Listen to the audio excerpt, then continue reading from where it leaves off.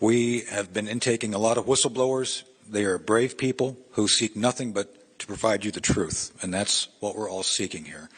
So again, I'm grateful to Attorney General Klein for the benefit and privilege of doing this, and I think that's what we're all trying to do here today, is get to the truth. I'm going to outline some of the issues which makes Jesse's story so peculiar and so troubling regarding what we now know to be fact.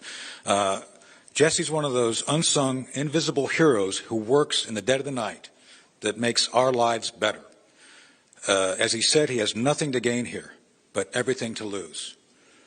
And that's why it's important that we listen to him. So the first question we should all ask is, where's Jesse's trailer?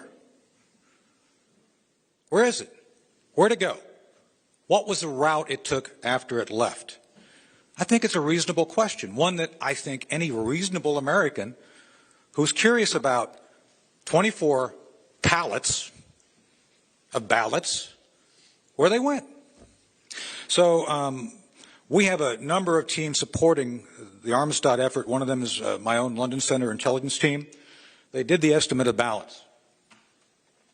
So just so you all understand what we're talking about, depending on the density, depending on the trays, and again, this leads back to Greg's story, seeing these ballots showing up in the counting rooms in the middle of the night. That's the pointy end of the spear.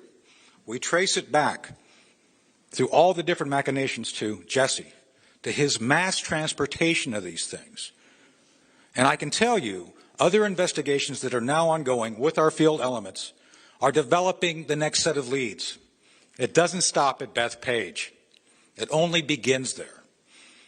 And as Phil said, all investigations start with questions.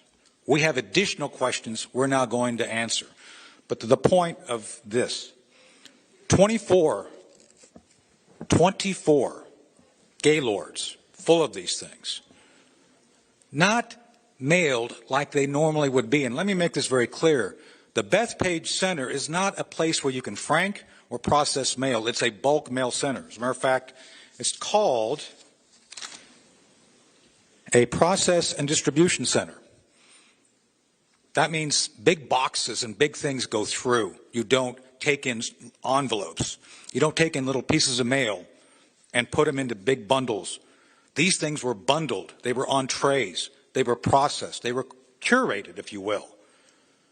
These were ready to be counted. That's what makes this so important. So depending on the density of these things, it could be 144 to over to 250,000 ballots. Let me tell you a little secret. Part of our developing investigation indicates that Jesse wasn't alone. There was a number, as in like a bunch of different trucks, which engaged in this. So when you think about the magnitude of potential votes showing up the night of the election after midnight, you have to have an artifact. So if you eliminate the impossible, with all things being equal, whatever remains must be the truth. The truth is, ballots showed up. They were counted. They do not match necessarily the records of who should have voted. In some instances, the stats don't add up. And we continue to analyze that. But with that said, I believe, beyond a shadow of a doubt, we have evidence of a massive transfer of completed, curated ballots ready to be injected into counting centers.